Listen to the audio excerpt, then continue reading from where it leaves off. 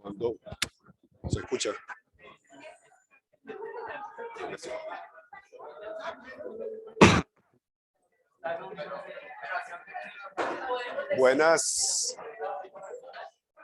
Buenos días.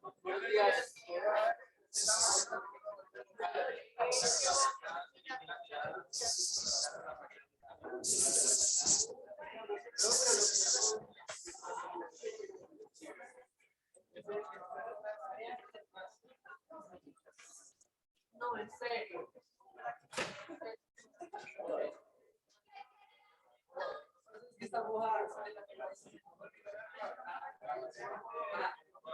Buenos días.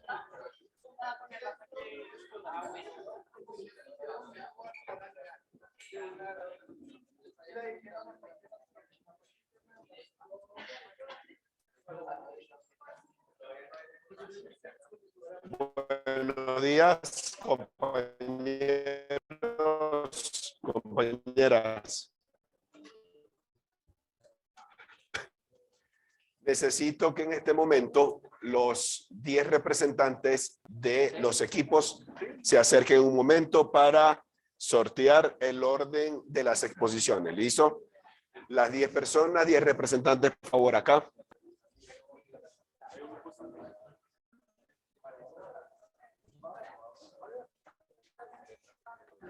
¿Listo? El número que aparece acá es el orden que vamos a tener para exponer. ¿Listo? Bien. Comenzamos por las chicas.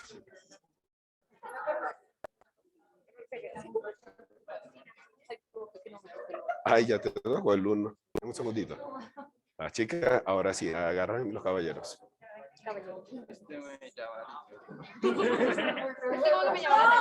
Dice así. Falta un equipo, no sé quién fue. Dice mañana. No me dice el 100 y yo no vengo. ¿Listo?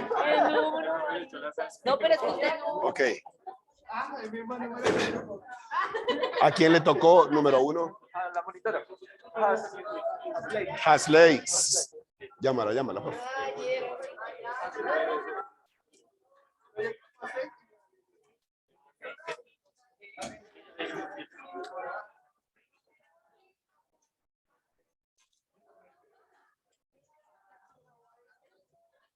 ¿A quién le tocó el número 2? El 2 le tocó a la compañera de acá. A la de abajo.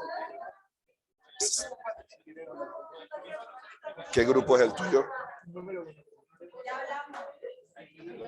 ¿Qué grupo es el tuyo? El ¿Qué 10. número es? El 9. Listo. ¿A quién le tocó el número 2? ¿Qué grupo es el tuyo? ¿A quién le tocó el número 3? ¿Qué grupo es el tuyo? 5. ¿A quién le tocó el número 5? Número 5. Número 5. Número 5. ¿Quién le tocó el número 5? Pues me imagino Número que por 6. descarte. Número 6 también. ¿Qué equipo es el tuyo? 6. Número 7, ¿a quién le tocó? No. El Compañero número acá que 7. es el grupo. Sí, pero también 7, 7. 7, 7. 8. ¿A quién le sacó el 8? Equipo 4. El número 9. ¿Qué número te salió a ti? El 10. El 10. Me 10, faltaría 5 y 9. ¿A quién le salió número 5? Número 5. ¿Qué número es este equipo? Listo. Número 9. ¿A quién le tocó el número 9 en el sorteo? No.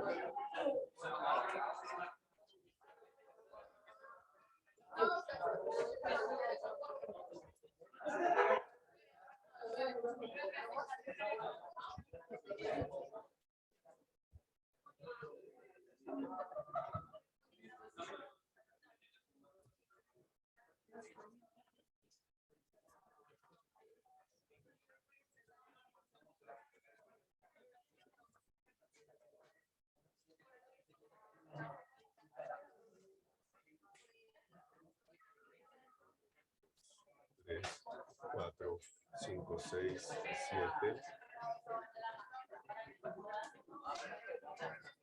8.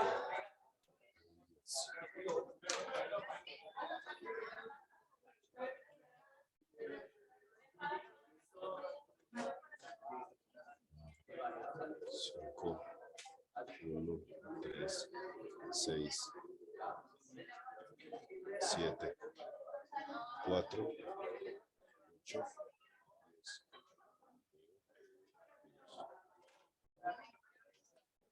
Bien, compañeros. Allá atrás, por favor. ¿Listo?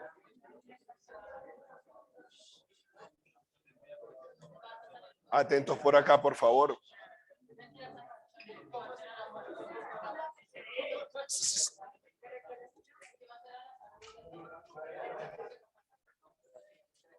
Bien. Atentos por acá, por favor. Ya tenemos entonces, a ver, compañero, por favor. Ya tenemos el orden que vamos a utilizar para las exposiciones. ¿Listo?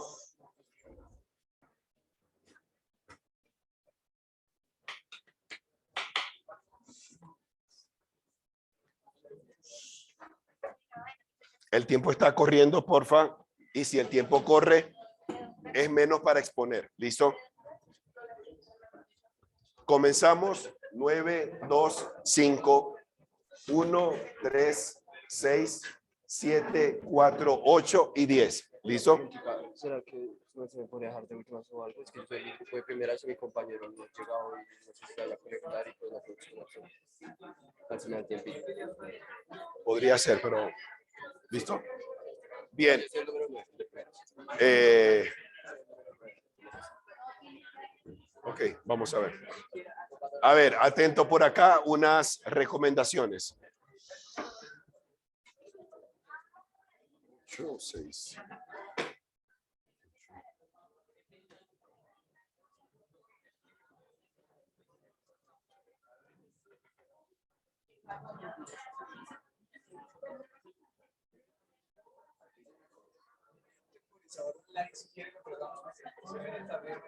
Podría ser, igual yo lo llevo por acá.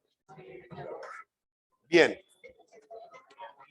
Entonces, a ver, cada equipo va a tener 6 minutos para realizar su exposición. ¿Listo? Los 6 minutos van a estar cronometrados. Cuando el cronómetro suene, mi persona enseguida los va a cortar. ¿Listo? Si expusimos todo, bien. Si no expusimos todo, obviamente empezamos a bajar calificación. ¿Vale? Ahorita me comenta el equipo número 9 que se le presentó una dificultad, no sé qué es lo que pasó exactamente. Entonces, vamos a tener que iniciar con el siguiente equipo número 2. Una sugerencia. Por favor, puede haber una persona del equipo que vaya llevando también el tiempo y que le pueda hacer señas a la persona que está exponiendo, que cuando le falte poco, 2 minutos, pueda hacerle la seña y esa persona, si le falta por exponer, empiece a darle mayor velocidad. ¿Listo? El grupo que vaya a exponer, que ahorita arrancamos con el 2, por favor, pasamos el afiche rápidamente aquí al tablero para que la cámara lo pueda enfocar. ¿Vale? Una vez que terminemos la exposición, vuelve el afiche a su sitio y viene el afiche siguiente. ¿Vale? Porque la cámara yo no la puedo pasar por cada uno de los puestos. ¿Listo?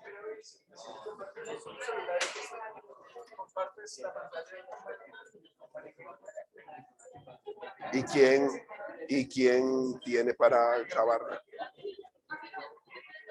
Si lo quieren hacer, yo no tengo problema. ¿Listo?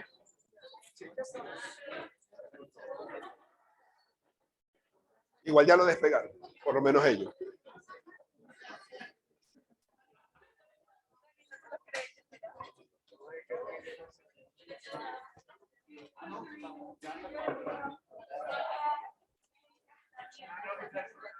¿Listo?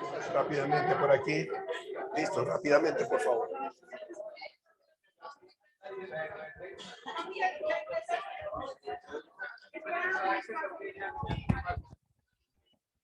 ¿Por qué? Por acá. Ah, gracias. Muy amable, muy agradecido. Se le agradece, Brian. Espero estés ahí y me escuches. Ven. Descuido. Ay, no. Brian, ¿me escuchas? Sí, empiezo ya.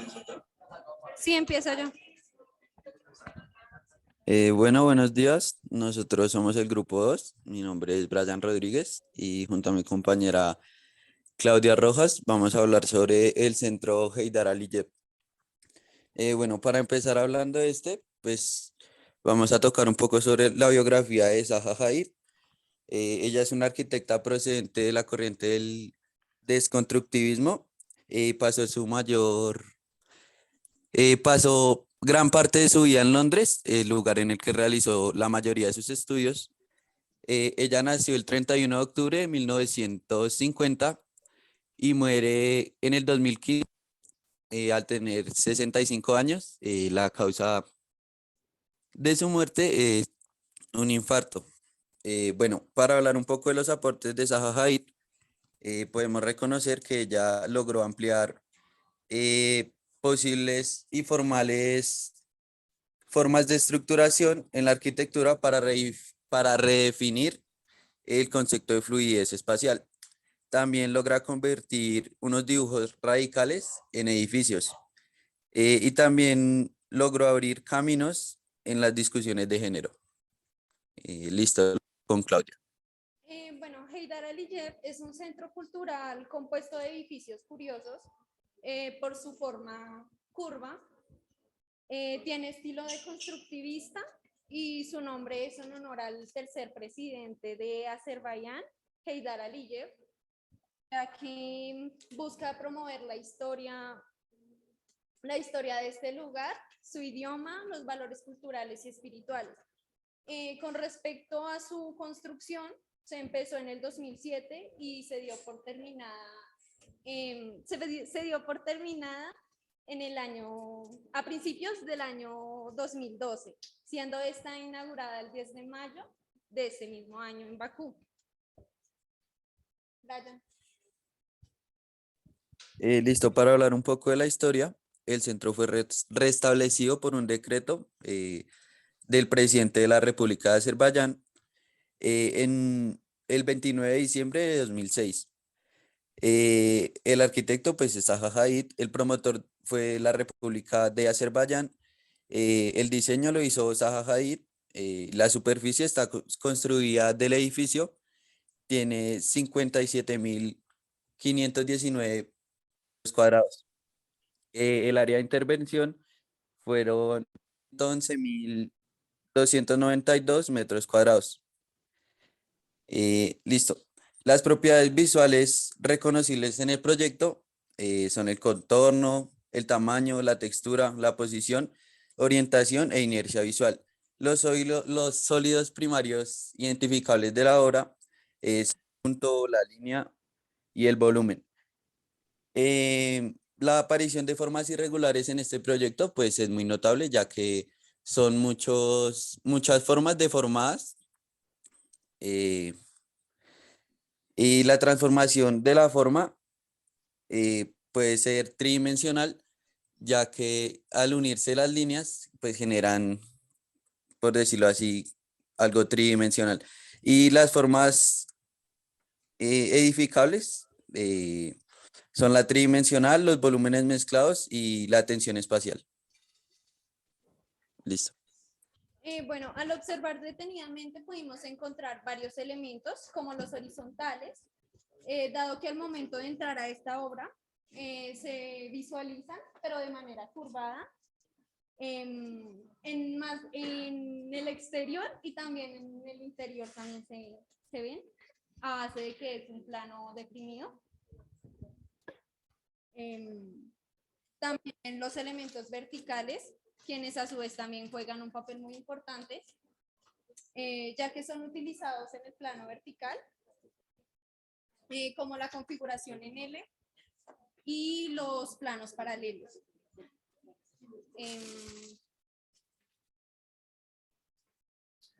Cabe aclarar que estos elementos se ven más en el interior que en el exterior.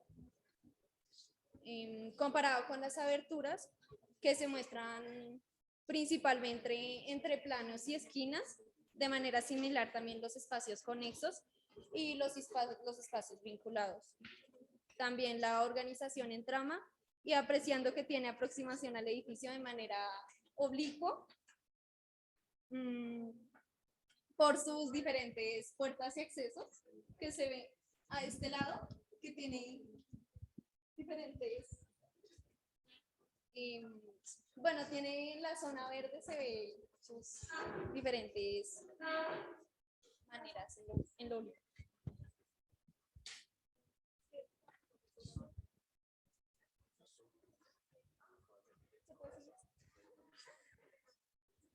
Bien, ¿listo? Sí. Bien. Pues, Sí. Listo. Le pedimos por favor a un representante, sea quien sea, del equipo número 1, que por favor elabore una pregunta a nuestros compañeros expositores. Rápidamente, por favor. ¿Cómo armaron el entramado de la ante todo la cubierta? ¿Cómo arman la cubierta? Eso no tiene formalidad. La inflaron. bueno, pues más que todo se hizo en base a se hizo en base a los muros, porque se empezó primero por los lados y se trabajó, por decirlo así, en laminares.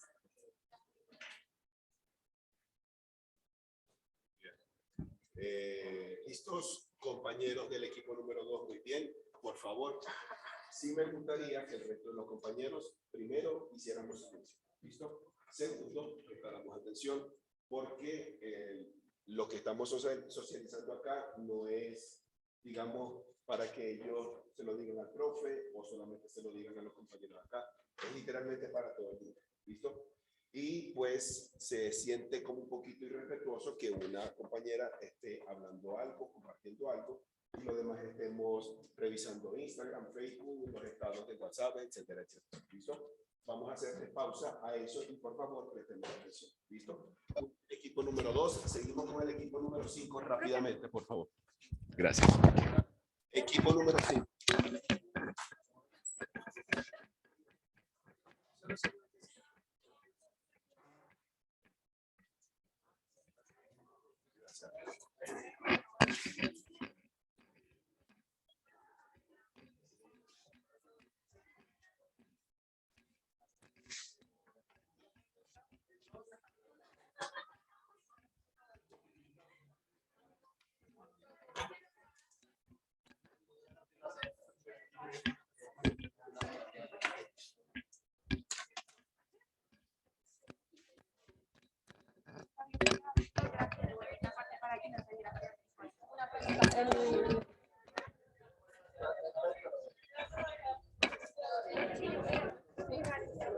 Oiga,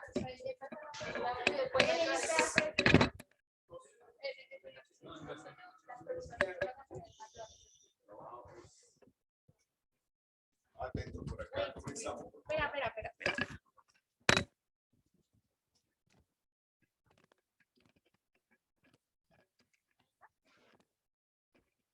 Bueno, buenos días. Nosotros somos el grupo 5. El día de hoy les vamos a hablar acerca de una de las obras reconocidas de Le Corbusier, la cual es titulada El Museo Nacional de Artes Occidentales.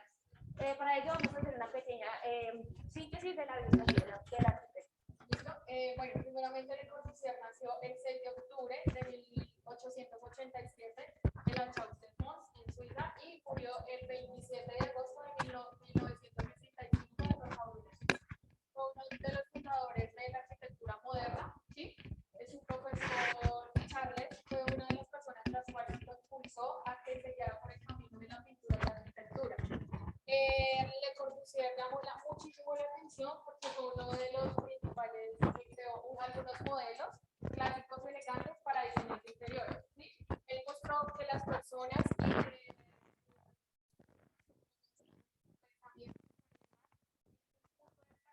para el razonamiento que tenía. Algunos de los proyectos y obras de él, pues no mencionamos 3 básicos que fueron clasificados como patrimonio mundial, que son son el edificio Molitor en París, Maison-la-Roche en París y Capilla Norte. Segunda medida, entrándonos a lo que es la obra arquitectónica, decimos que esta se encuentra en Japón, Tokio. Esta fue construida entre 1958 y 1959. Esta es considerada como importancia histórica y es un símbolo de la reanudación entre Francia y Japón tras la Segunda Guerra Mundial.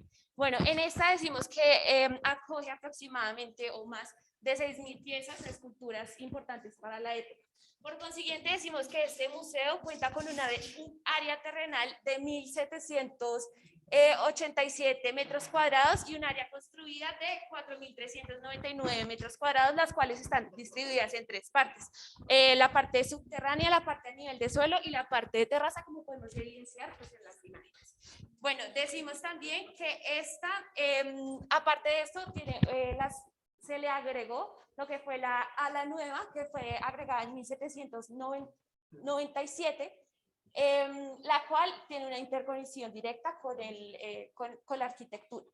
Por otro lado, resaltamos materiales como son el hormigón armado, el acero y la madera que se encuentra al interior del museo. ¿Listo?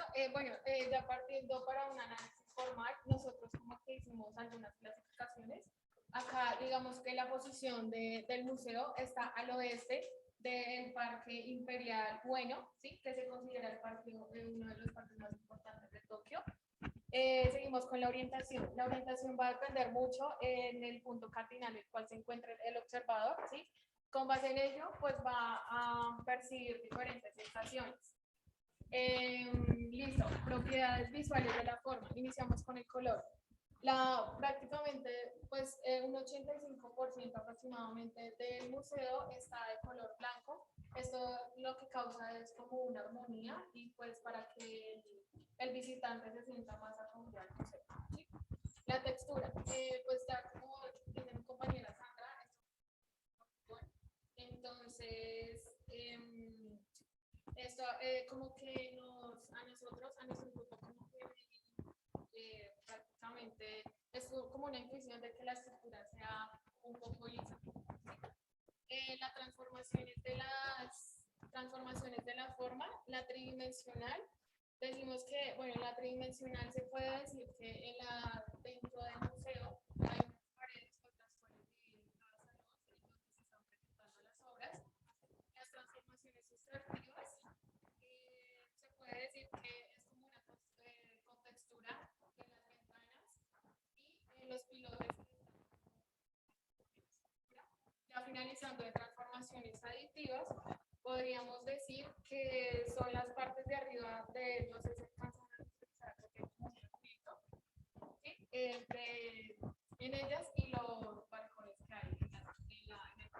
Bueno, ya finalmente, en cuanto al análisis espacial, podemos decir que el edificio principal está sostenido por pilares, los cuales, como podemos evidenciar en esta imagen, se encuentran organizados en forma lineal.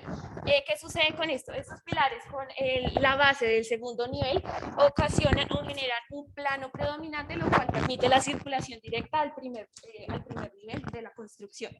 Ya en segunda medida está la circulación elevada, que la podemos identificar con las escaleras, la cual, digamos, es un plano antecedente por la ubicación de las mismas escaleras.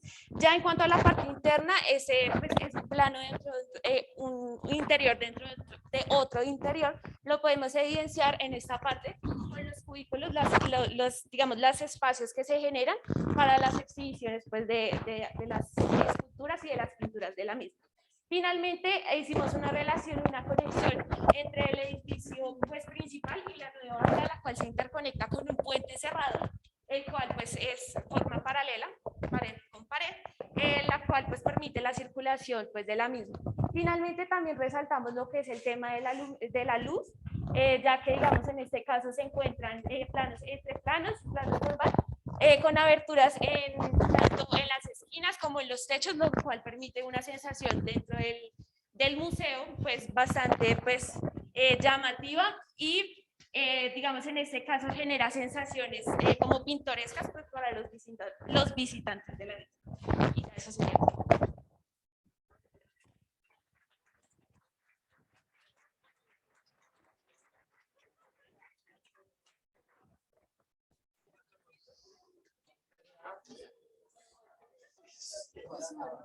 Le pedimos por favor a un representante del equipo número 3 que elabore una pregunta para nuestras compañeras, por nuestro equipo que está exponiendo ahorita.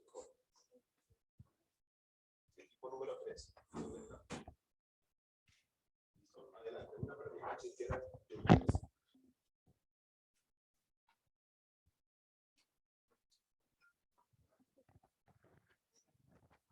¿A ellos no, profe? Uy, uy.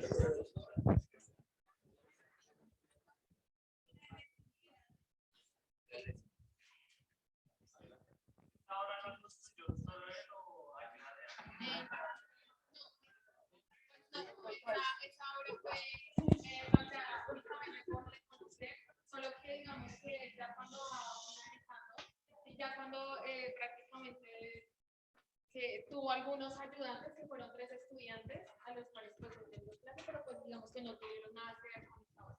Él únicamente la construyó. Pero inclusive Germán Samper y que Salomona es uno de los que trabajan en ese proyecto. Pero no porque digamos que algunos Eso es un solo taller. 3. Y sí les- Trabajan en eso, pero pues no, digamos, no interfirieron directamente con la parte estructural de la obra. Los colombianos. Muy bien, equipo número 5. ¿Tienen otra pregunta? Pues depende de lo que pregunten. El estilo moderno, pues fue uno de los fundadores, como inicialmente dijimos, uno de los fundadores de la arquitectura moderna. Además, digamos, esta estructura se basa básicamente en lo que pues trabajamos en la otra materia, que es lo del módulo de Le Corbusier. Entonces, por eso, como podemos evidenciar, se presenta bastante simetría y, pues, digamos, como armónicamente visual, pues, para las personas que observan y, pues, entran a este museo. Exactamente, y complementando con lo que dice, las personas y los emprendimientos que él tenía que ver con la partida de racionalidad. Excelente. Muy bien, compañeros.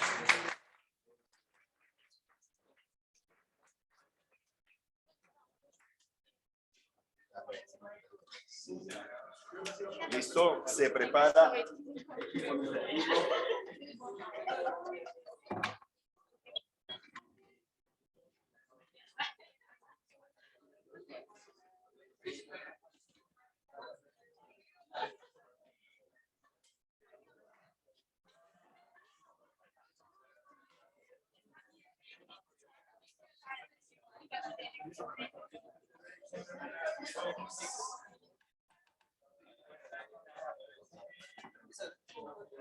Buenos días.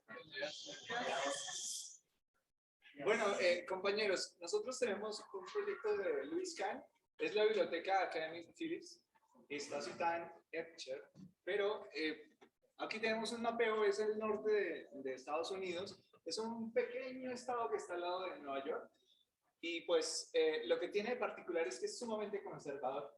Todo lo que rodea a la academia, que sería este emplazamiento, son edificios simplemente que son como ladrillos que están ahí supuestos, un espacio verde, otro ladrillo, otro espacio verde, otro ladrillo, y así era todo. Entonces uno de los encargos que recibe Louis Kahn es poder mantener esa simetría, como de pronto pusieron en el primer grupo.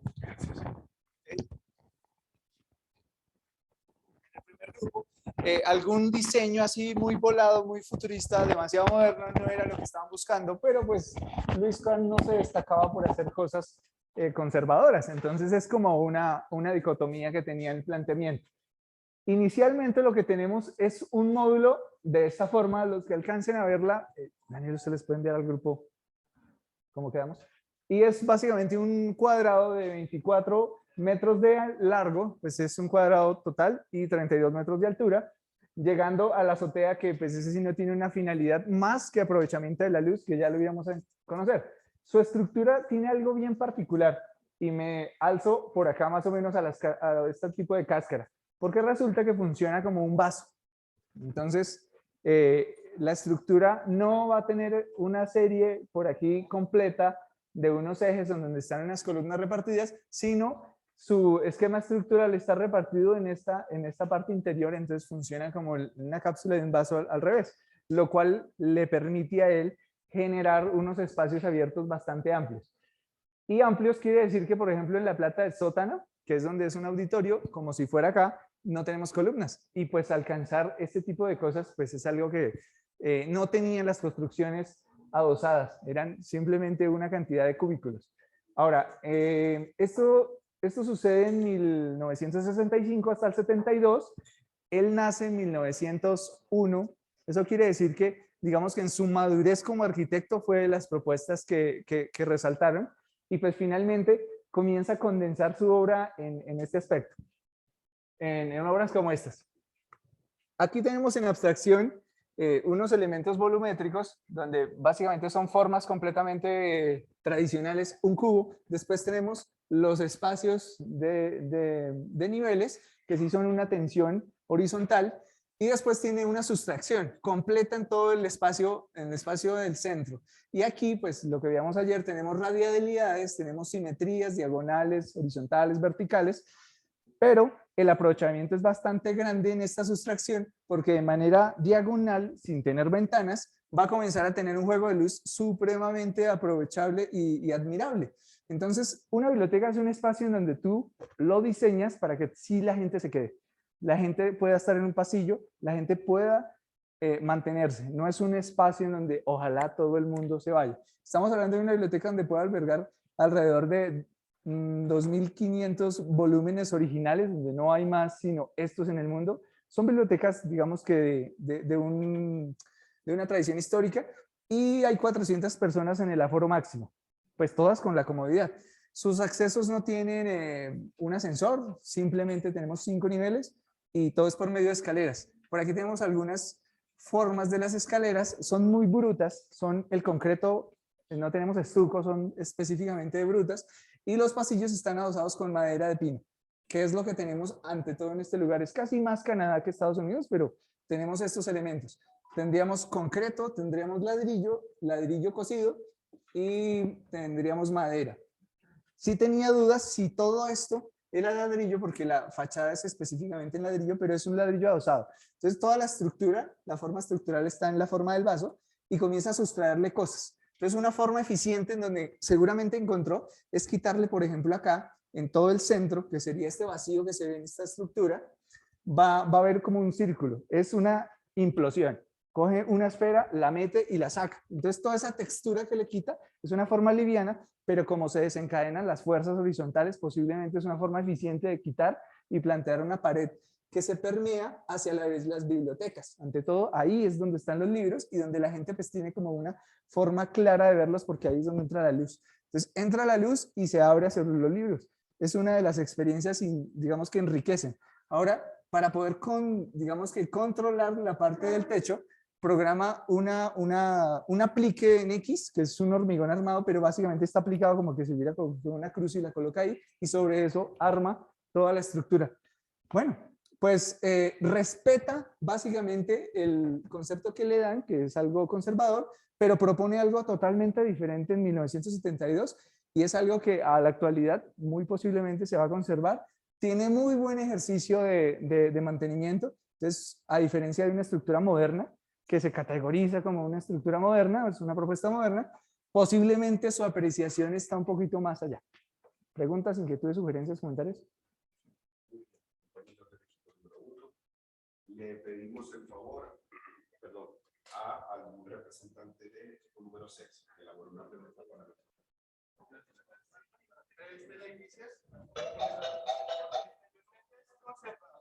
es un volumen que podemos decir limpio. Pero el diseño en sí como que no sigue la misma línea que el exterior. Sí, sí, sí. La parte interna es muy como moderna, diría, pero en sí, teniendo en cuenta que el exterior es conservador y la parte interna es moderna, en sí, ¿en qué línea encajaría el diseño de ese edificio? Modernismo. Solo modernismo. Sí, claro. Sí, bueno, si te metes, si estás adentro, tienes toda una experiencia de juego de luces que antes, por tecnología, no podíamos tener, y pues de pronto la técnica no era la más precisa para tener un juego de luces tan genial como lo que teníamos en estas proyecciones, que si lo ven en el celular, en este espacio se van a encontrar. Pero por fuera tenemos algo que parece un colegio normal, ¿sí? Entonces, obviamente, le solicitan esto con la espera de que tenga espacios de este lugar. Y pues bueno, por eso él pues es uno de los gran afamanados de la arquitectura, Luis Kahn, y pues es un tipo bastante introvertido en su trabajo, decían en su biografía, y se presenta con propuestas de ese tipo, pero se categoriza específicamente como moderno. Excelente. Muy bien, compañeros del equipo número 1.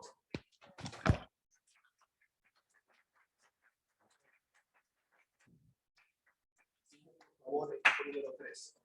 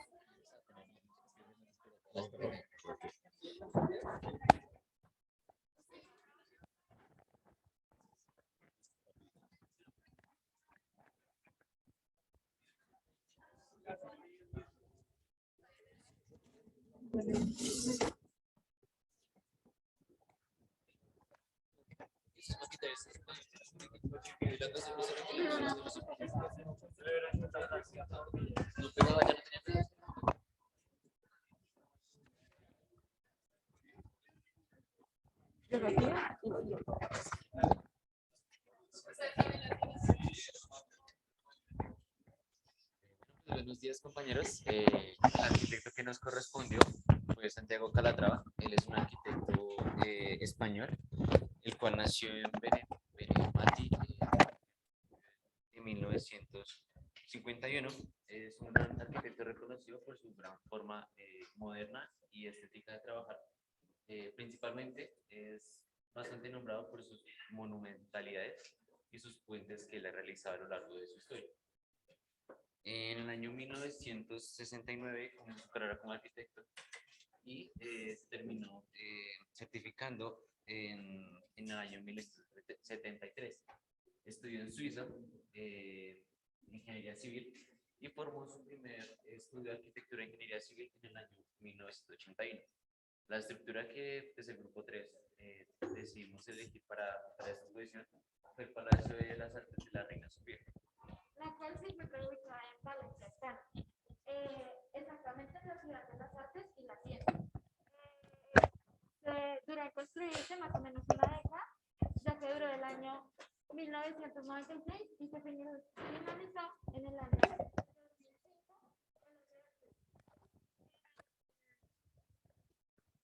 Tiene 37.000 metros cuadrados y 70 metros de altura. El principal o por qué se construyó es darle nuevo enfoque a esta zona, ya que pues actualmente este teatro es para la ópera y es la sede de la orquesta de la comunidad. esta estructura podemos observar, no se alcanza a ver a lo lejos, pero tenemos contacto con arista y arista, y en la fachada tenemos una tensión en la parte superior. En la parte superior tenemos una tensión como elementos horizontales. Podemos observar varios tanto en la fachada, tanto en el interior. En la fachada se pueden marcar como la delimitación de los niveles que tiene esta estructura y el final del balcón.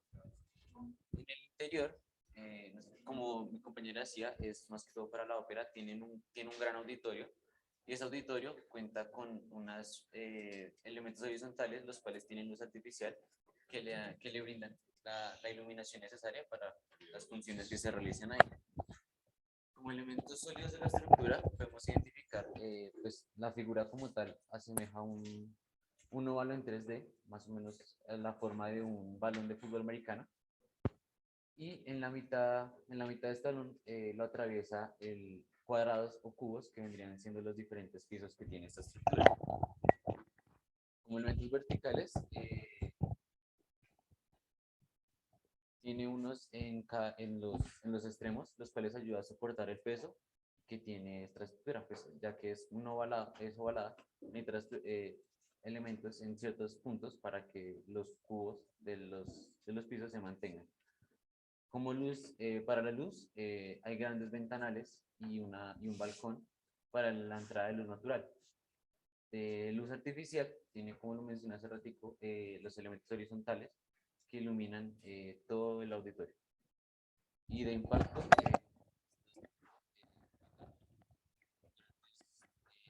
pilares, cimientos que ayudan a equilibrar el peso de la estructura y ayudan a que esté un poco más estable. Esta estructura, como podemos observar, el autor se basó principalmente en dos formas, el óvalo aquí y pues en las esquinas podemos observar el triángulo. Además, en la parte superior se encuentra como una especie de pluma. Algunas relaciones espaciales son la relación de permanencia, ya que el lugar, al ser tan grande, permite que sea acogedor y las personas puedan circular libremente. Tiene una relación de justaposición, ya que se relaciona con el foro, con la ópera, lo que hace que tenga una conexión entre todos. Como bien lo decía mi compañero, cuenta con un espacio interior a otro, ya que por fuera pues está la estructura y por dentro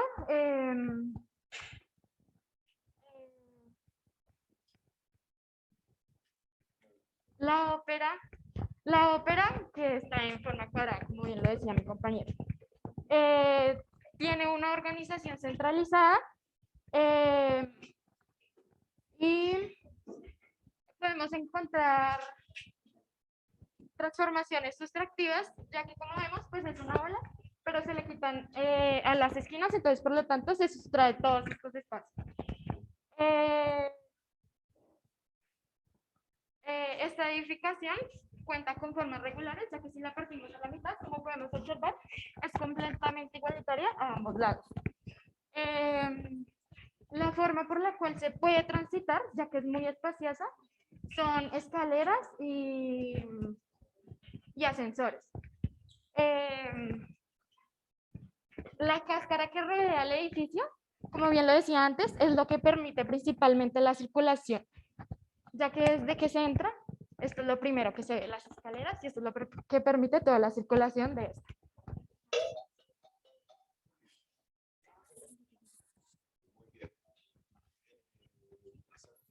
Pidámosle por favor a un integrante del equipo número 7 que nos colabore en una pregunta para este equipo. Adelante.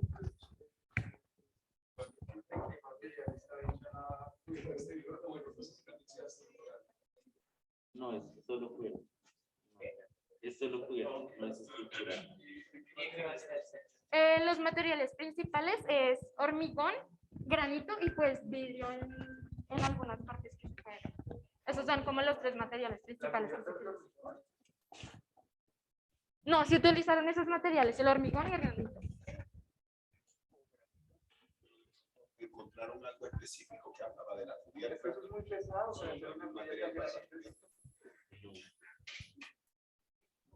Además que está como en diferentes partes. Ustedes tienen que es como un oval, una especie de balón de fútbol americano, pero pues está como en intersecciones. Sí. La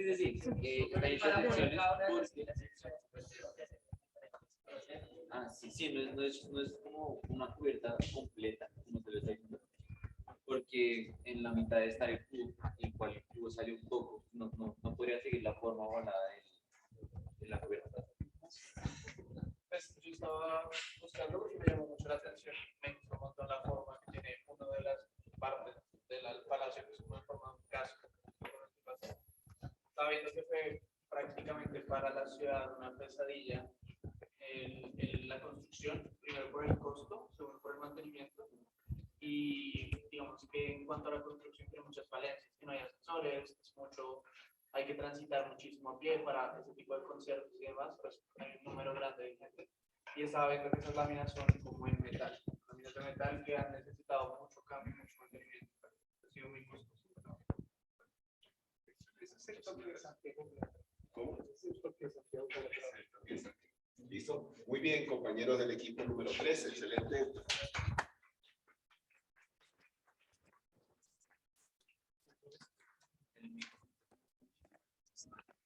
Vamos con equipo número 6.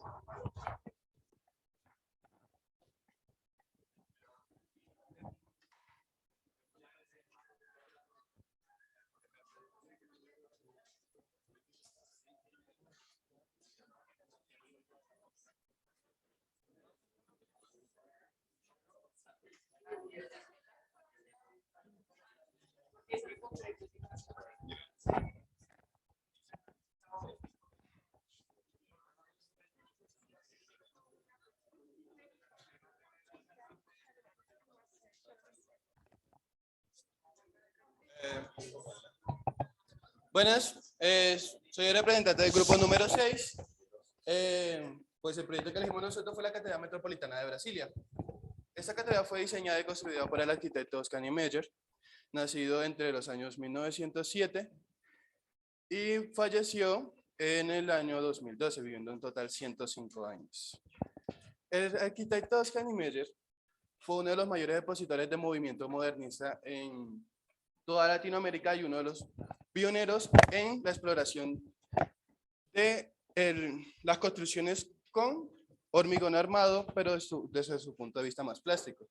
Esto podemos verlo reflejado en muchas de sus obras, principalmente en esta, con sus columnas curvas. El arquitecto tenía pues una forma de pensar, de apreciar la tectonicidad del edificio, y sus obras siempre manejaban la mezcla entre el diseño arquitectónico y la estructuralidad y materialidad del mismo.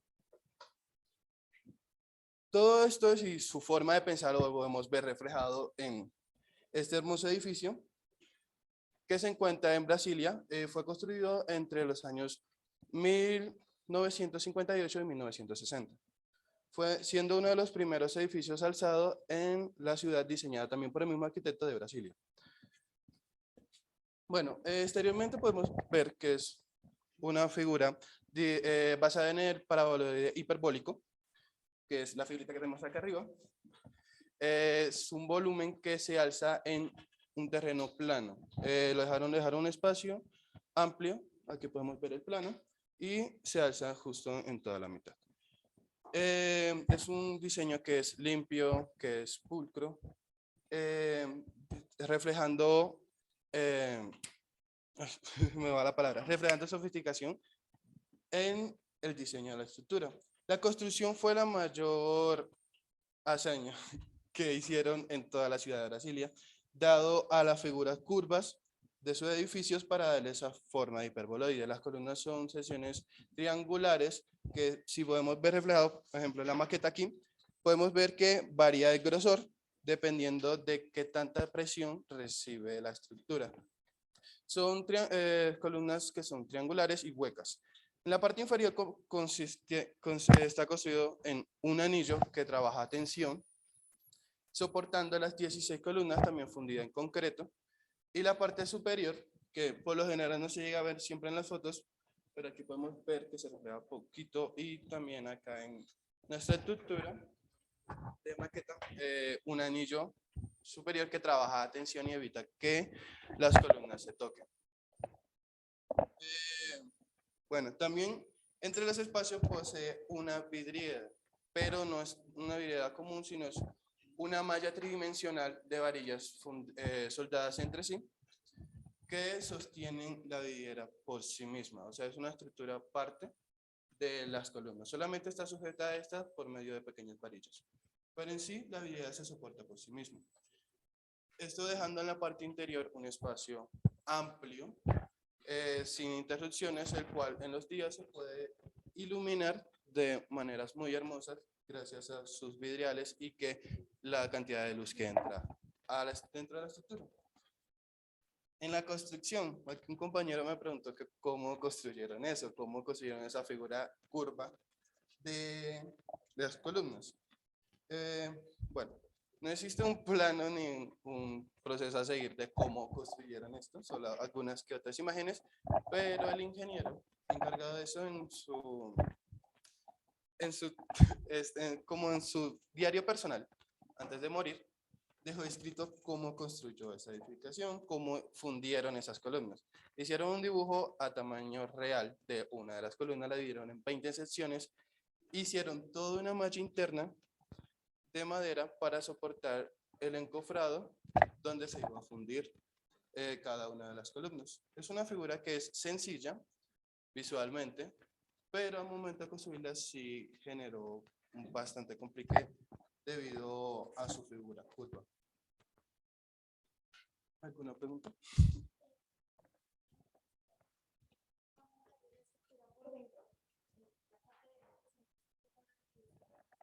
Hablábamos de que la vidriera hacía, significaba a los dioses. En esta edad, lo que se hacía que la gótica lo diseñaron para tener diferentes estilos dentro de la estructura. Entonces a eso se hace, está el color azul, está el blanco y el verde porque hacen significado a la pureza y a la sencillez y a lo modificado. En sí, a eso se hace porque es una capilla. Entonces varios también me estaban preguntando que por qué ese color. A eso se hace y ya.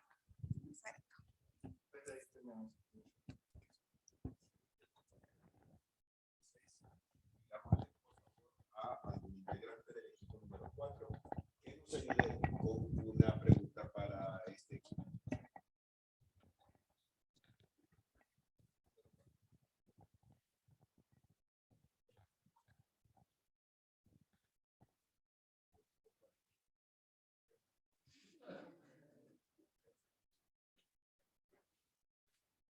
Rápidamente, por favor.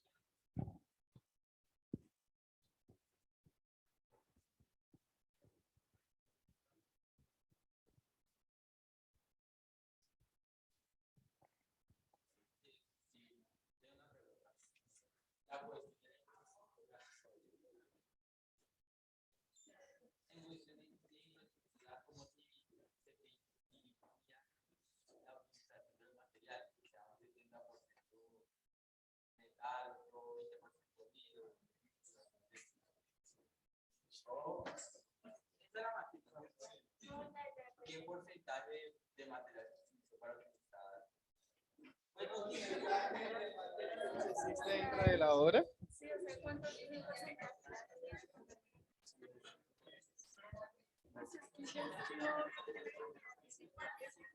Pues sí.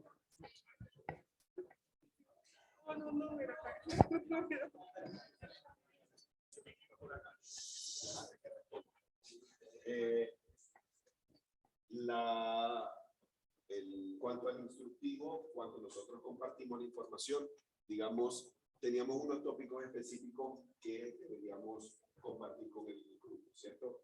Que es información del arquitecto, información técnica, etcétera, etcétera. Hay dos puntos importantes sobre el más grueso que debe tener la exposición: aspectos formales y aspectos espaciales.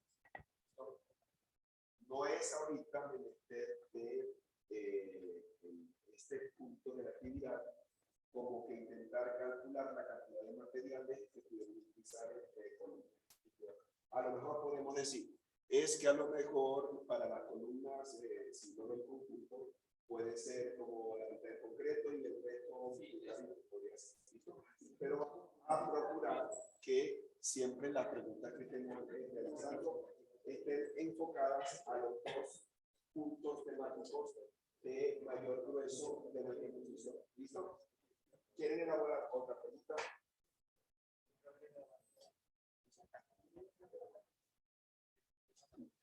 ¿Sí? Si las columnas que tienen alguna relación con la sombra de las columnas. ¿Qué generación tienen esas columnas?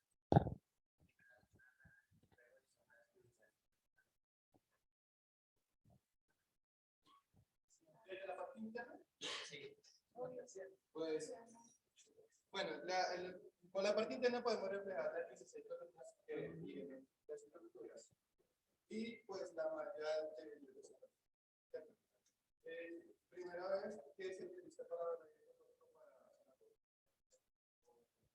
religioso, pero en sí muy pocas sombras. La mayoría de la parte interna se refleja más la vidriera y solamente como una especie de estrella es lo que se refleja en la parte interna. Todo el centro también en la superior también es fácil. Está generando como un sol. Por eso están estas cositas a lo que se hace referencia a las estrellas, que es lo espacial.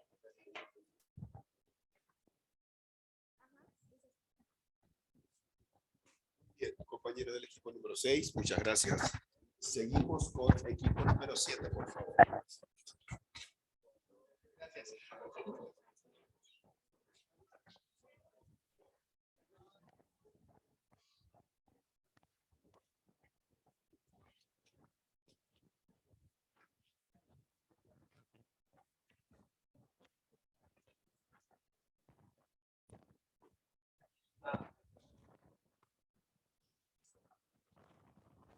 Hola, buenos días. Nosotros como el grupo 7 vamos a hablarles de Frank Owen Gray.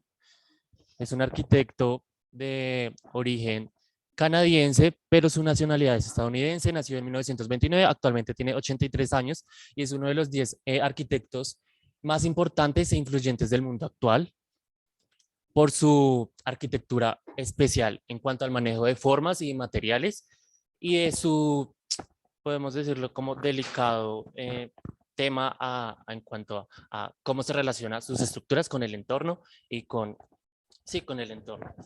Sus principales obras se encuentran la Casa Danzante en Praga, la Casa de Frank Owen, es el mismo nombre, en California, y el Museo Guggenheim, que es su estructura más icónica, se podría decir. Esto damos inicio a la estructura que fue construida y, bueno, no construida, sino se realizó el diseño, arquitectos y directivas en el año 1991. Para el año 1992 fue todo lo de diseño y de 1993 a 1997 fue su construcción, siendo así habilitada el 18 de octubre de 1997. Normalmente esta estructura recibe anualmente un número superior al 1.000.000 de personas al año. Y esto va exponencialmente a través de los años. Y esto genera un impacto social durante Bilbao, que es la ciudad en España, en País Vascas. Esto genera un impacto social, ya que genera bastante turismo y genera al mismo tiempo economía. A través de esto podemos relacionar que el 1.000.000 de personas y también que juega con su entorno, como dijo mi compañero, queda a las orillas del río Bilbao, al lado del puente de la Sal. También sus autoridades son las autoridades de País Vascos y la Fundación Guggenheim, con una superficie y una extensión de 24.000 metros cuadrados, su construcción, y 32.500 el área de su terreno, y 1.054 es el área expresada exactamente para 19 galerías. Con esto, continuamos en cuanto a su historia. Nos encontramos con Thomas Klein, el director de la Fundación Guggenheim. Está haciendo un proyecto, dirigiendo un proyecto de expresión donde manejaban, exponían sus diferentes artes contemporáneas durante diferentes lugares en diferentes momentos. En esto se eligieron 2 ciudades, Berlín y también se eligió Bilbao. En cuanto a Bilbao, al principio se quería rehabilitar una construcción de un almacén, pero ahí contrataron a Frank Gehry, donde Frank Gehry se opuso y Frank Gehry quiso iniciar la construcción desde cero, y en ese entonces Frank Gehry decidió utilizar un arte contemporáneo, así opusiendo su estilo, y está en las orillas del río Bilbao, y es bastante una zona estética y también estratégica, ya que se puede ver desde diferentes puntos de la ciudad. Fue financiada por País Vasco. En cuanto a su estructura, vemos que no cumple con una forma que cumpla con una ley geométrica, por decirlo así, no tiene como figuras precisas. Pero desde el punto de arriba se puede ver como una forma de flor, pero desde un punto ya estando en la calle se puede observar como si fuera un barco, y esto emula pues toda esta aura de ciudad industrial que es Bilbao. Usa mucho en sus estructuras el contrapunto, y en el museo lo retrata. Forma una clase de bloques que se entrelazan entre sí, una clase de bloques interconectados que están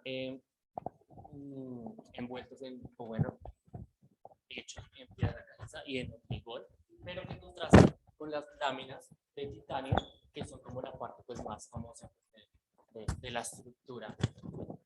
Entonces sí, estamos hablando de volúmenes que se conectan entre sí y de que se unen con pieles de vidrio. Estos cristales son hechos específicamente para que sobre la luz solar, más no el calor, y de esta manera no se dañen las obras y las piezas que se exponen dentro de él. Listo, tras de estos bloques se encuentra detrás una plaza que donde podemos encontrar unas escaleras que descienden hacia la puerta principal. Pero antes, en la parte norte del edificio, podemos también encontrar unas escaleras que descienden hacia una tipo de pasarela por el río, por la ría del Pau y un estanque de agua.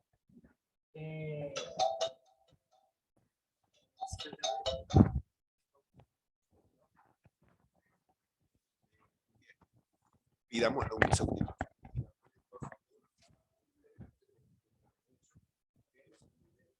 Una pregunta para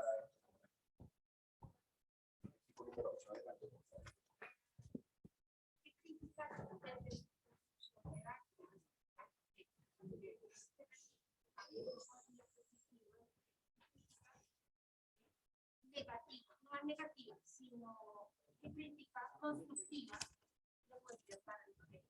Bueno, de hecho, en un principio, cuando lo fuimos a elegir, nos pareció algo innecesario, porque de hecho Gehry, su arquitectura es más algo escultural. Para él, la arquitectura es una obra de arte. Entonces, realmente, a veces, nosotros, pues en mi opinión, pienso que el arte en la arquitectura a veces se desliga un poco de la funcionalidad. Pero ya luego investigando un poco más, porque desconocemos un poco de esto, es una estructura que es súper bien pensada, incluso se integra muy bien a la ciudad, porque sus materiales tienen un buen empleo. No alcanzo a decirlo porque pues, los materiales juegan incluso con la luz y las horas del día. Entonces, todo ese buen manejo de materiales, que también su escala hace que respete como tal sí, la escala de la ciudad. Entonces, sí respeta mucho la esencia de la ciudad, evoca también todo este tema de la industrialización de su pueblo.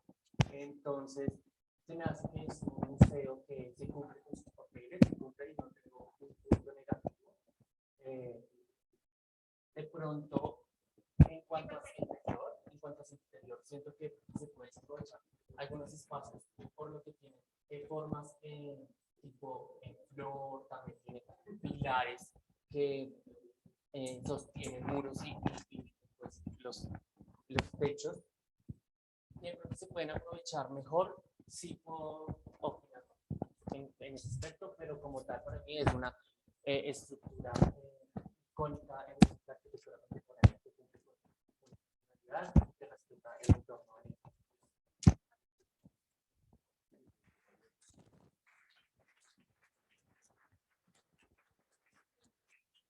Termina, por favor, equipo número 4.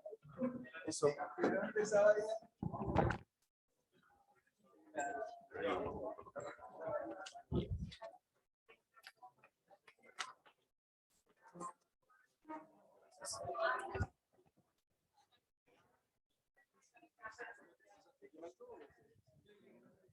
Ahí está bien.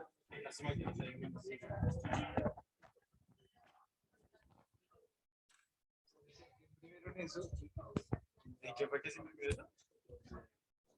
¿Qué fue que se me olvidó? Yo no me acuerdo que él sabe yo. Dos compañeros del equipo 4.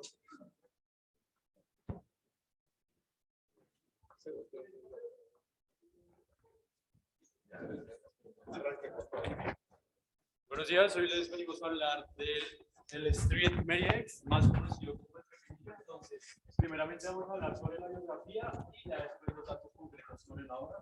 Mi compañero Carlos les va a hablar sobre la biografía. Ahora,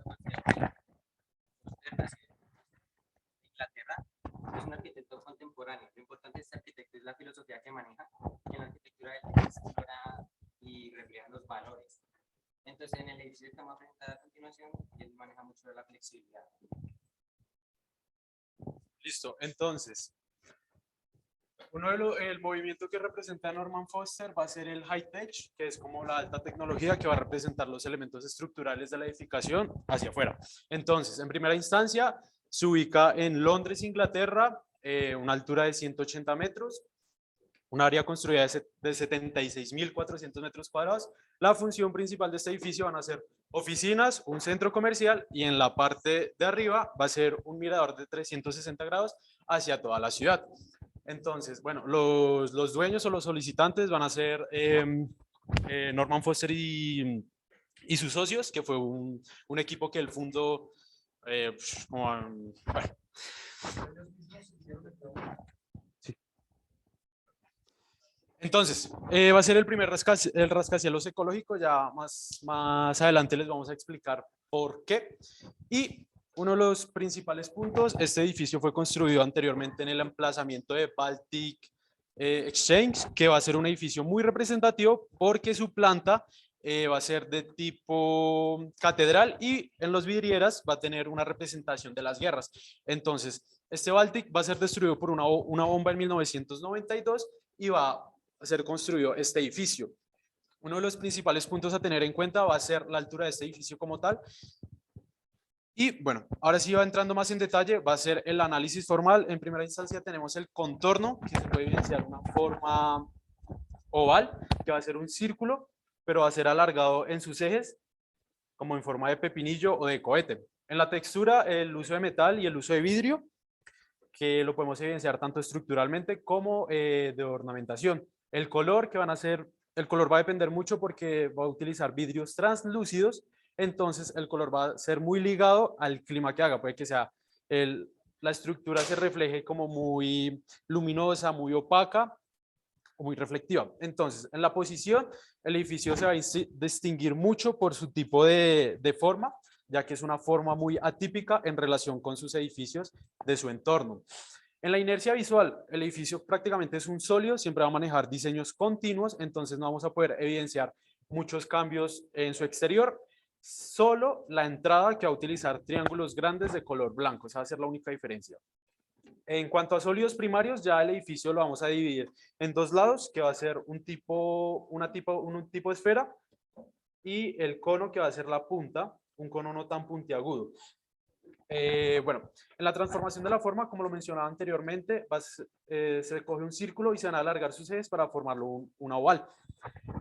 Las formas regulares vamos a poder evidenciar que las plantas internas se van a desarrollar de forma hexagonal, recubriéndolas de un círculo.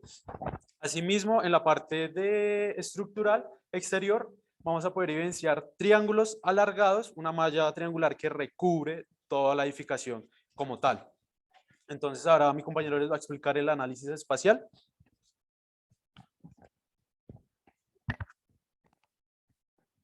Bueno, en la malla espacial, la estructura espacial. Horizontalmente encontramos que tiene dos núcleos, este central y el que está en la fachada, que ya voy a explicar eso. Entonces, el central es un núcleo paralelo que de ahí salen todos los pisos intermedios. Entonces, el interesante es el diagonal. Los rascacielos normalmente funcionan con un método de columnas y vigas. Estos sufren mucho por el viento, ya que son grandes. Entonces, esto hace que estos causen una torsión. Los arquitectos lo que hacen en este caso es poner tubos así en diagonal. Entonces, lo que hace Norman Foster en este edificio es crear la malla ya vertical así,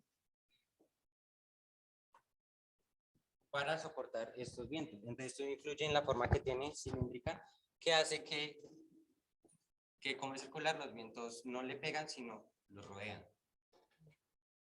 Esto es muy importante en la parte ecológica, ya que se compone de, estos son unas aberturas, y esto hace que cuando llegue el viento, lleva todo el aire, todo el viento refrescándolo. Esto ahora un 50% en calefacción y ayuda con el medio ambiente. También la parte de iluminación, la luz, todo está conformado de vidrio, son pentágonos y todos tienen triángulos chiquitos de ventanas, y esto forma la luz natural a todo el edificio. Norman Foster hizo esto pensando en el medio ambiente, entonces ahorra 50% en luz y 50% en el aire. Ya cerrando la exposición como tal, cabe aclarar que el edificio va a utilizar una forma centralizada, se va a utilizar una matriz predominante, y desde esta matriz se van a utilizar los entrepisos. Los entrepisos, como lo mencioné anteriormente, son hexágonos. Entonces está la matriz y está la estructura como tal. Y acá se van a ir desarrollando los pisos, uno tras otro.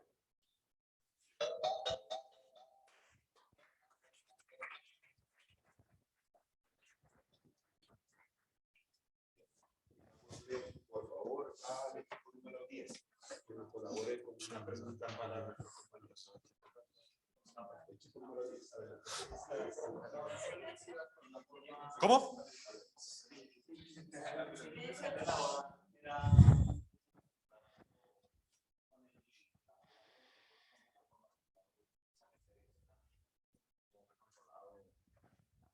El cambio principalmente, como lo mencionaba mi compañero Carlos, es para el control de los vientos y también para mantener las temperaturas interiores niveladas. Este va a ser uno de los motivos. Además, es que básicamente es por eso, es por la malla triangular que lo recubre la estructura, le va a dar esa forma para controlar los vientos y también interiormente para reducir los costos de los usos de energía como tal.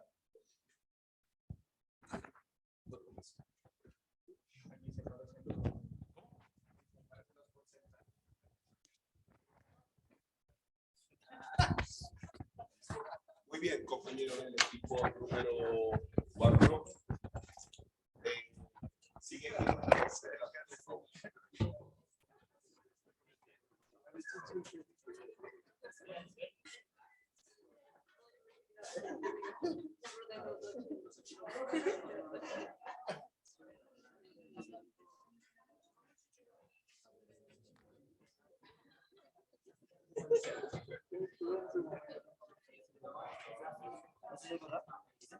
Eso es lo que funciona como... Aquí hay todos los marcadores.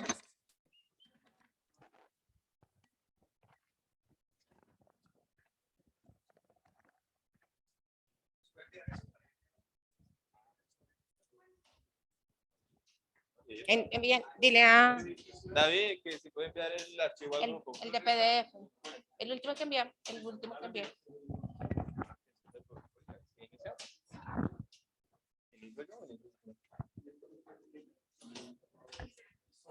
Por favor.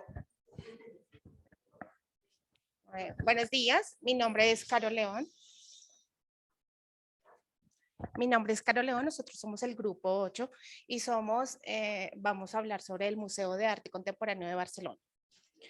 El Museo de Arte Contemporáneo fue diseñado por el arquitecto Richard Meyer. Es un arquitecto estadounidense que nació en 1934, el 12 de octubre en Nueva Jersey. es un arquitecto idóneo en el que la luz y el color blanco y la transparencia de sus proyectos fueron bastante destacados. Les voy a hablar del contexto de por qué se construyó este edificio. Pasa que en el barrio Royal de España era un barrio marginado con una arquitectura gótica. Este era un barrio marginado, por lo que les digo. Era un barrio que necesitaba un espacio y un aire de diferencia, un espacio de calidad de vida para las personas. Entonces, el filósofo Alexander no puedo pronunciar bien su apellido, propuso en 1956 construir un edificio para solucionar los temas de carácter público que tenía ese pedazo de la ciudad en específico. Entonces, en la época de los Juegos Olímpicos de España surgió un gran renacimiento por estos tipos de propuestas y proyectos. Entonces le dieron la tarea a Richard Meyer de construir su edificación. En esa tarea que le dieron de la implantación al barrio rival, como decía Alejandro, es un barrio marginal, en donde el estereotipo es cultural y también hace conexión con el Centro Cultural de Arte Contemporáneo que queda ubicado en esta área trasera del edificio. Entonces, hace esa implantación donde un edificio con un carácter tan tan caracterizado del arquitecto Meyer, con sus estereotipos blancos, hace una implantación en el barrio y genera una proyección y un contexto y una contextualización con el barrio. Nosotros también podemos ver que la conexión y los espacios libres que da este edificio hace que los espacios públicos generen una gran, aunque pues su arquitectura y su escala pues no es acorde pues al edificio, ya que es un barrio de estilo gótico. Entonces ese contraste como tan fuerte hace que el edificio sea imponente y digamos que el gran reto que tenía este arquitecto era que tuviera una buena contextualización con el mismo. Bueno, ahora vamos a hablar sobre el análisis arquitectónico del edificio. Entonces nosotros tenemos unos grandes ejes, que son 3 ejes que tiene el edificio, en el cual está representado y están divididas todas la parte estructural en la cual fue diseñada dentro de los 9 cuadrados y también dentro del análisis de la proporción áurea. Este edificio cuenta con unas características, se me olvidó la palabra, geométricas, unas características geométricas, que porque a Richard Meyer le gustaba mucho el collage. Entonces, eso fue plasmado en su sistema de distribución, como lo podemos ver acá, con una serie de cuadrados rítmicos, unos rectángulos dominantes a varios lados de la estructura.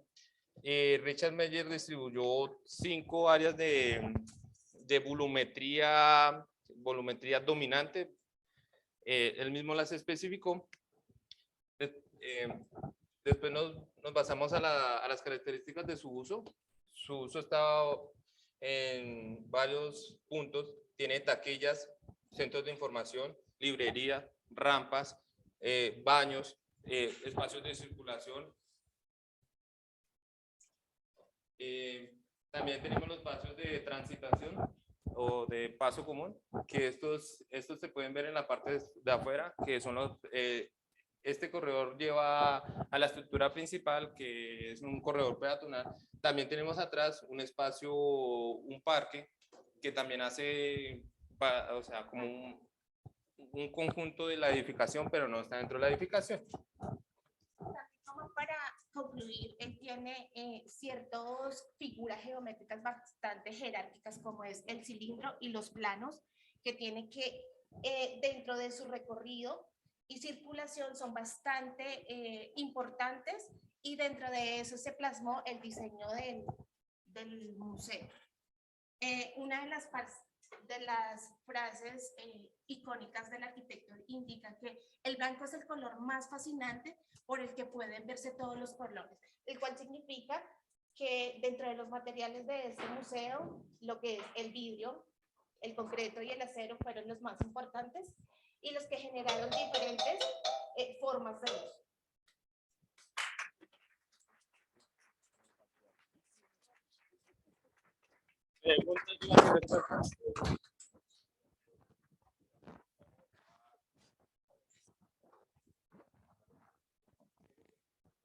Para esto, compañeros.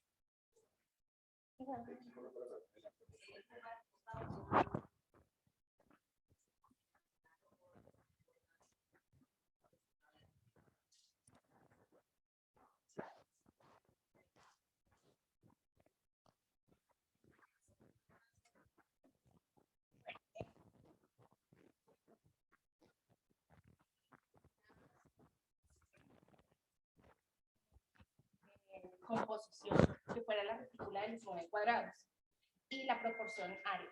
Entonces, la estructura está totalmente contextualizada con su espacio interno como externo.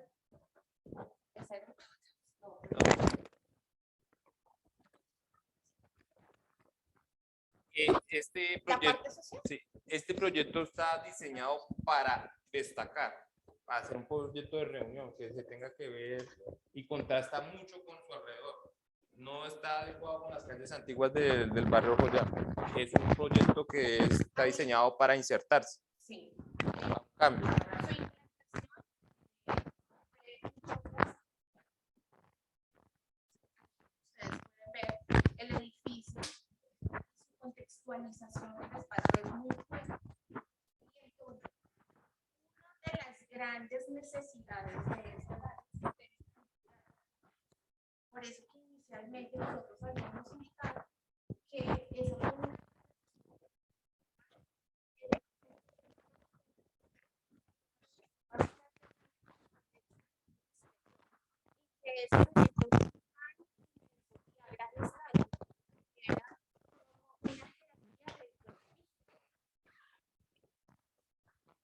Gracias.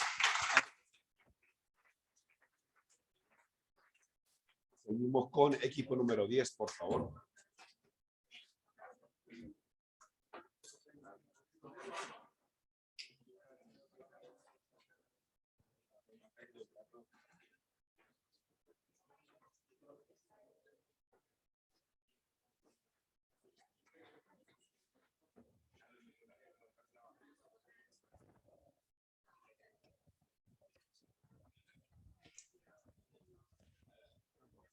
Bueno, buenos días.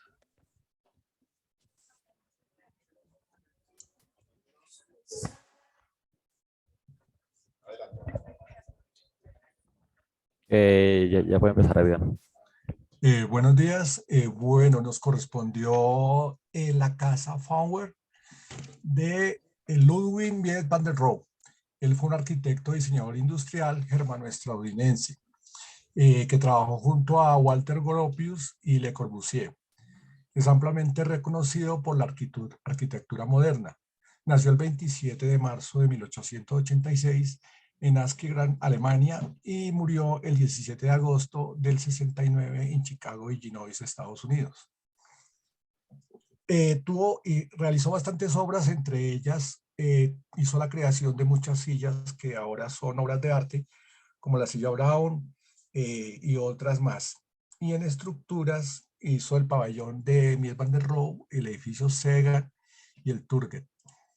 En sí a lo que nos compete es la casa Fraunhofer World, y en ella pues tendremos en cuenta, de acuerdo a las clases que hemos visto, los sistemas de formas y espacios. Está conformada por 3 planos sostenidos por una estructura, 3 planos horizontales sostenidos por 8 columnas que arman una trama, y 2 planos que forman un contacto cara a cara. Sus espacios están abiertos para ver la naturaleza y están conformados también por unos elementos horizontales que arman los 5 escalones de entrada a la primera plataforma.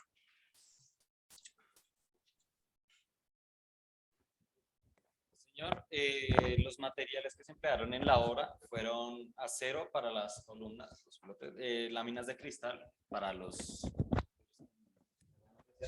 y placas de travertino que son como baldosas pero hechas de piedra. Esta casa cumplió un diseño unifamiliar y originalmente el diseño fue en 1945 que fue encargada por la doctora Farnsworth.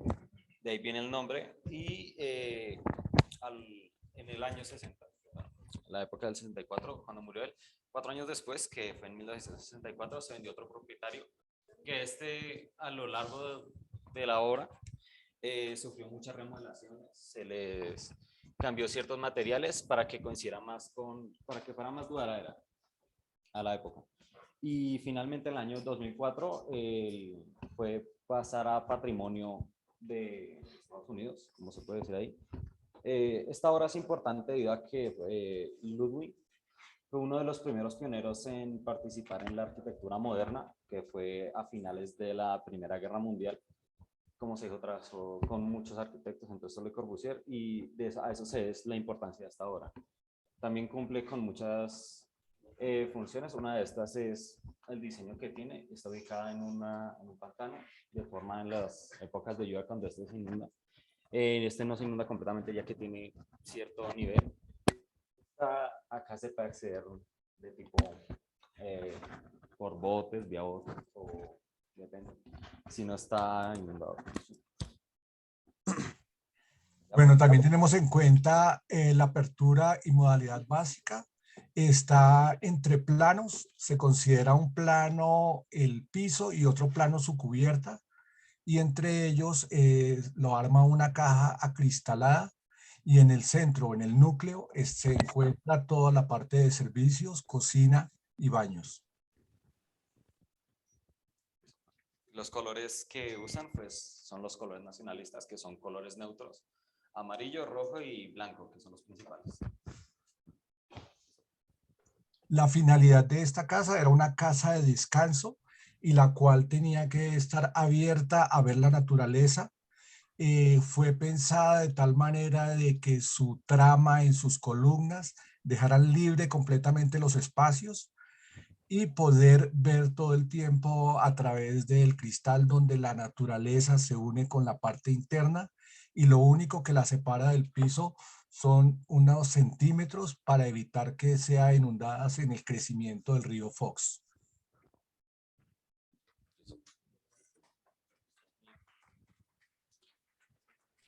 También podemos ver que su acceso inicialmente es por 4 escalones a una plataforma que, como le comentaba, se encuentra cara con la segunda parte, que tiene una área abierta en U hacia toda la naturaleza, y ahí se accede por una puerta central a lo que es la sala y el dormitorio, muy escaso de muebles, porque su finalidad es observar la naturaleza.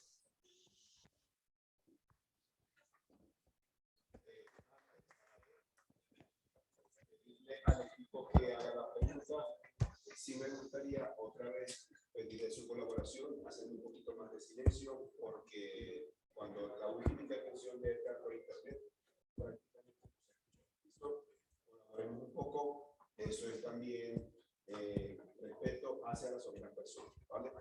Pidámosle por favor a un integrante del equipo número 2 que nos ayude a formular una pregunta. Equipo número 2. Tenemos al equipo número 2. Adelante, por favor.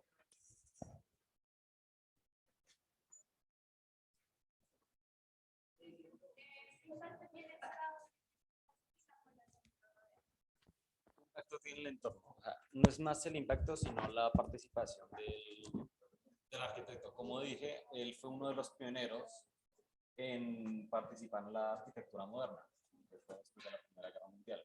y por lo tanto las obras de él son como un legado que deja y es un patrimonio del mismo país. Precisamente el impacto social, no más que todo el impacto, es más como la importancia de las obras de él, es como el legado. Se puede decir que actualmente las obras de él se siguen son muy actuales, ya que todavía queremos espacios más abiertos, ventanales más grandes y aprovechar al 100% la visual.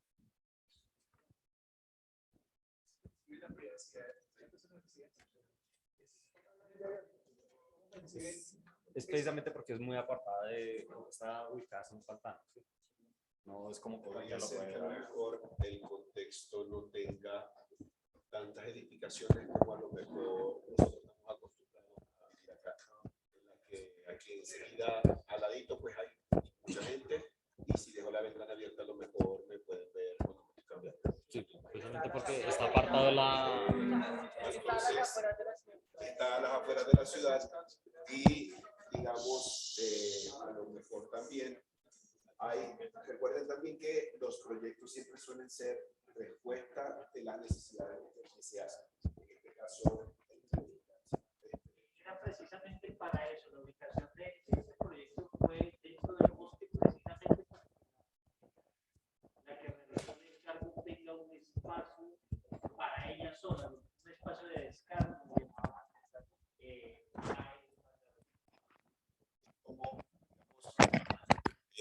perdóneme de pronto que haga la analogía a todo tipo cultura pop. Hemos visto de pronto la película de Crepúsculo. ¿Listo? Donde viven, perdón, donde viven los vampiros. En la casa, se me olvidó el apellido de ellos. Los apellidos, los Cullen, viven completamente apartados del pueblo. Literalmente ellos pueden estar hasta con poca ropa, y perdónenme que lo diga de esa manera, porque literalmente no hay vecinos que tengan que estar espiando la privacidad y la intimidad de la persona. Recordemos que a lo mejor este tipo de exigencias se puede ver no solamente en esta construcción, sino en muchísimas otras obras, específicamente cuando hay alguien que, digamos, podría tener un cierto nivel de economía un poquito más pudiente, en la que le permita aislarse de todo lo que pueda tener alrededor. Sí, podría ser chévere la edición interior de los volúmenes. Sí, yo creo que no hay. Seguimos con equipo número 9. Adelante, por favor.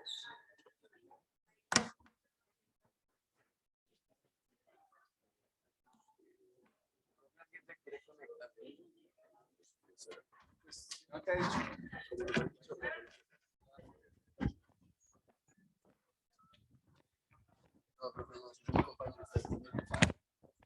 El que está por internet. Se va a quedar aquí enfrente.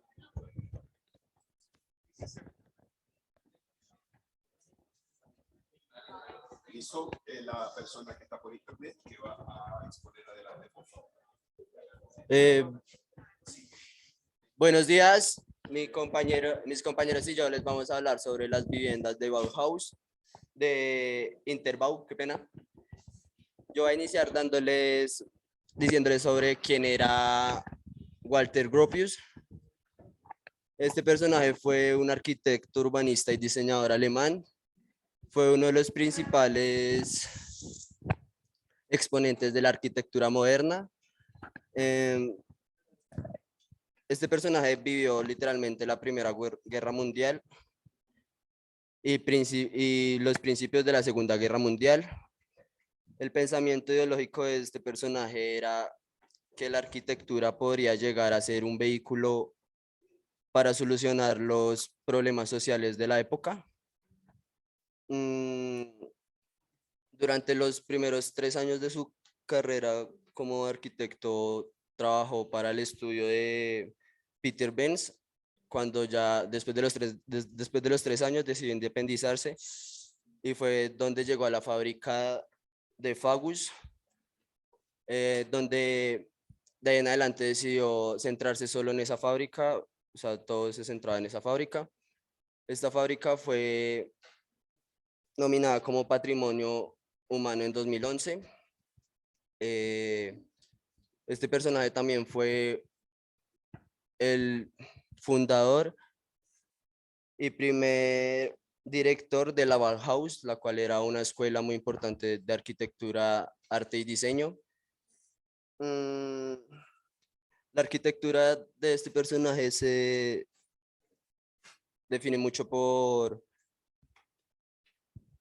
por lo, por lo intelectual que lograba hacer y moderno. Se recalca mucho por vitrales muy grandes,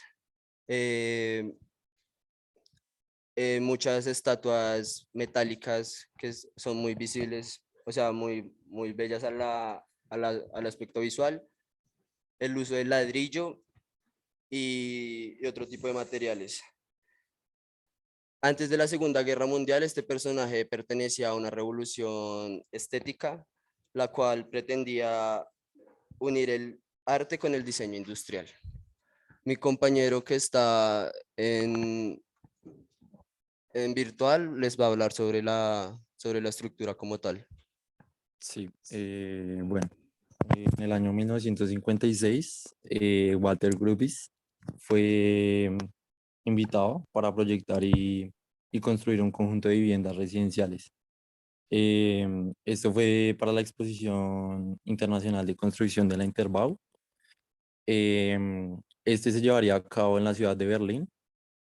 Fue inaugurada pues en 1957 con la intención de mostrar la modernización de Alemania tras la reconstrucción después de la Guerra Fría. Bueno, este edificio está constituido por 9 pisos. Fue construido pues aparte de Walter Gropius en colaboración de los arquitectos de Architects Collaborates y Will Eberts. Se encuentra en la esquina suroeste del Hansa Quart. Además de esto, fue diseñado un bloque de viviendas, pues parecía un bloque que realizaron en 1930, salvo, bueno, el edificio está constituido por una planta baja, viviendas de aproximadamente 70 metros cuadrados y los módulos de pues, circulación. Todo esto reúne un nuevo bloque que forman un volumen con una ligera curvatura en la parte posterior de la estructura, que a su vez genera mayor volumen de la circulación. Este edificio es ligeramente cóncavo, como lo mencioné anteriormente, en la fachada sur, que se abre hacia el parque con un fuerte ritmo, ya que los balcones sobresalen, ya que son pues exteriores. Está hecha de capa de acero de esmalta. Los departamentos se diferencian entre sí, principalmente por la posición de los balcones, como mencioné, que se agrupan de a 4, el cual de estos crea un patrón de tablero más o menos de ajedrez. Eh, Estos mismos alternan con áreas de ventanas y paredes de hormigón revocado. Una característica adicional pues, de este edificio es que el tratamiento de las fachadas laterales generalmente son sin ventanas, en las que el grupo hizo rotar 4 de los apartamentos de los extremos, tanto como al este como en la parte lateral diferente. Cada uno de los 4 módulos que forman pues, el edificio dispone una escalera que comienza en la zona norte de la estructura, una parte construida fuera del cuerpo del edificio, un ascensor y un receptáculo cerrado para las basuras, de tal modo que este estuviera alejado de las viviendas para no generar pues mal ambiente entre los habitantes. El edificio cuenta con 8 plantas en la que se distribuyen Dañero, los... cállese. Pero silencio. Esté pendiente de la pregunta, Dañero.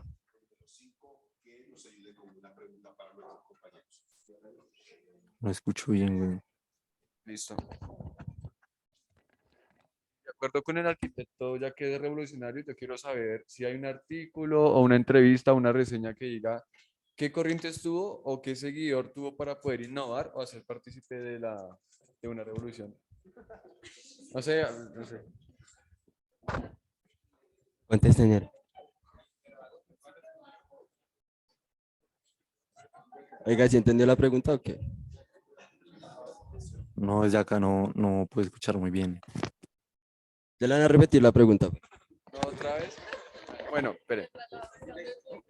Si el arquitecto revolucionario, ¿qué innovó o qué hizo partícipe? O sea, ¿qué personas hicieron que él fuera parte de una revolución arquitectónica y cómo se reflejó en la obra, por decirlo así? Sí, como los referentes que él tuvo para innovar.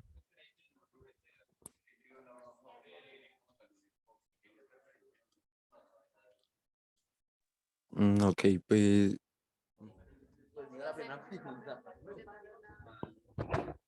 Ya van a responder, pero Rogelio roncar. Como mis compañeros toman de ejemplo, digamos, el tema de la guerra, sí, digamos, él fue uno de los principales influyentes en el sentido de que antes las casas o los hogares, digamos, eran construidos de formas cuadradas, sí, ya se parte de cierta forma como hacia lo moderno, pero como puedes observar en esta estructura ya se hacen como una especie de conjuntos, ¿sí entiendes? Entonces esa es como la parte en la que él, llama la atención o innova, por decirlo así, la arquitectura.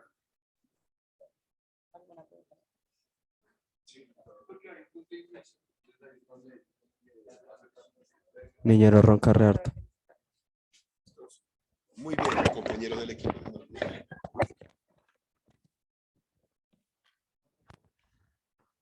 Bien, creo que para todos nosotros hemos tenido una buena aproximación en cada uno de los trabajos, en general a todos los equipos. Felicito, creo que entre todos merecemos un aplauso.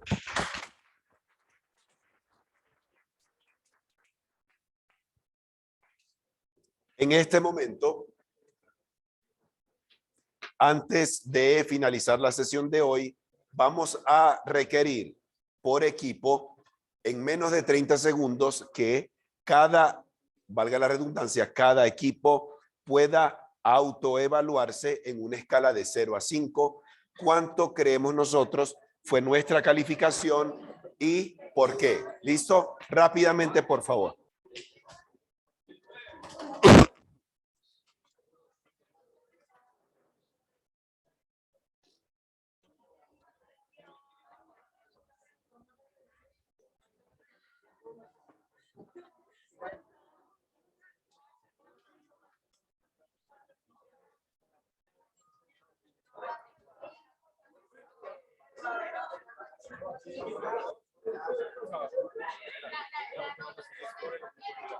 Sí, considerando los que yo les pasé. Información, biografía, fue análisis formal, espacial, desempeño, el póster, aclaración de dudas. ¿Profe, podemos ver la nota? No, no la tengo ahorita. Estuvo muy bien. ¿Ya? ¿Todos somos del mismo grupo? No, yo sé. Listo, presupuesto, rapidito. No, ya les voy a preguntar. Vamos a ver. Bien. Oye, un momentico, por favor.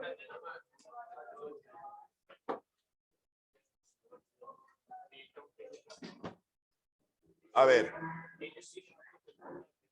Hacemos un poquito de silencio por acá. Comencemos con el equipo número 9. Equipo número 9. ¿Por qué? Ok. Equipo número 2. Equipo número 2, porfa, silencio por aquí. ¿Cuánto podría ser nuestra autoevaluación?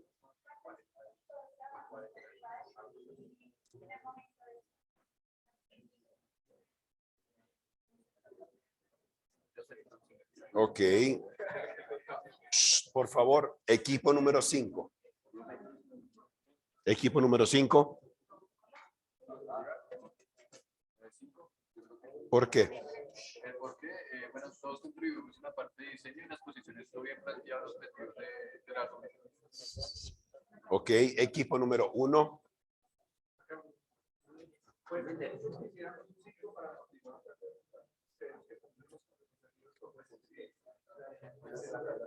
Ok, listo. Equipo número 3. Pero por favor, un poquito de silencio para escuchar mejor, perdón.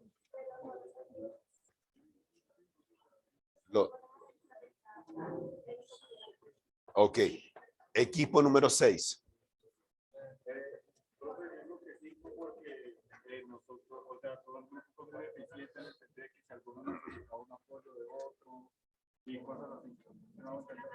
Se hizo la maqueta y todos se estuvieron como muy atentos. Ok, bien. Equipo número 7. ¿Cuánto, perdón? Ok.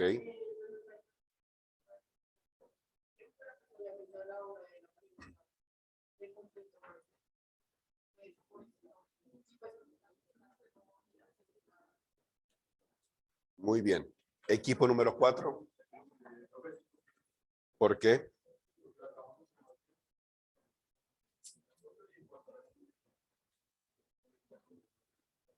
Ok. Listo. Equipo número 8. Equipo número 8. Ajá. Ok. ¿Por qué? Porque pues realmente nos esforzamos mucho en hacer este trabajo y en la forma que fue diseñado y a la hora de explicar, pues no nos fue tan bien, pero pues sí me siento conforme con lo que hice. Ok. Equipo número 10. ¿Cuánto? Ok. ¿Por qué? No escucho por acá. Adelante. Ok, muy bien. Antes de finalizar la sesión de hoy, atentos por favor. Como todos los equipos, hicimos nuestro trabajo con un programa de diseño o algo y luego lo ploteamos. Ese archivo en formato PDF lo vamos a cargar uno por equipo, preferiblemente el representante. En la plataforma, en la sesión 7, yo revisaré cada uno nuevamente en función a las notas que tomé hoy y Dios mediante el sábado ya ustedes tienen la calificación de esta primera actividad. ¿Listo? Yo voy a habilitar esa casilla y lo pueden hacer durante el día de hoy, esa subida. ¿Perfecto? Una feliz tarde para todos. Excelente trabajo, compañeros. Gracias por Ofe, buena tarde. Muchísimas gracias a Edgar, José, Sebastián y Hailey. Me perdono nuevamente mi voz. Espero que ya mañana esté mejor. Sí, señor. Es que no sé si el archivo me dé lo suficiente para PDF. Es que la imagen como tal me pesa casi ¿Pesa 150 mucho? megas. Ok, pueden hacer lo siguiente. Lo pueden subir a alguna nube de ustedes. El enlace lo pueden copiar en una hojita de Word y ese Word o ese PDF donde está el enlace lo ponen en la plataforma y yo entro para poder revisar.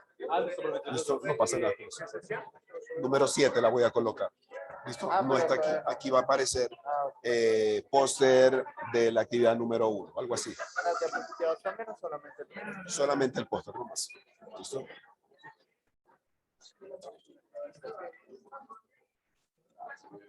Regálame un segundito por acá. Muchísimas gracias por la ayuda, compañeros. Muy bien, compañeros, los que estamos por Zoom, cuídense muchísimo. Nos vemos mañana.